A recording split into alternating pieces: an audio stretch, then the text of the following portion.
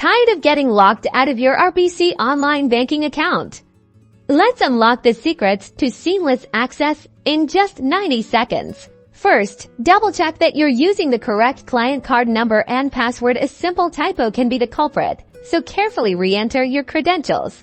Make sure the caps lock key isn't accidentally engaged, as passwords are case-sensitive. Toggle it off and try again. If you're still locked out, click the Forgot Password client card link. RBC will guide you through the process of recovering your login information.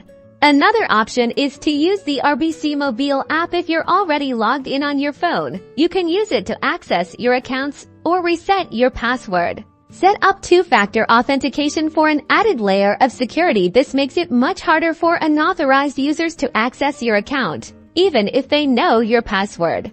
To prevent future login issues, bookmark the official RBC website and avoid clicking on suspicious links in emails that ask for your login details, as these could be phishing attempts. And there you have it. With these tips, you should be back in control of your RBC online banking in no time. Like and subscribe for more helpful banking tips.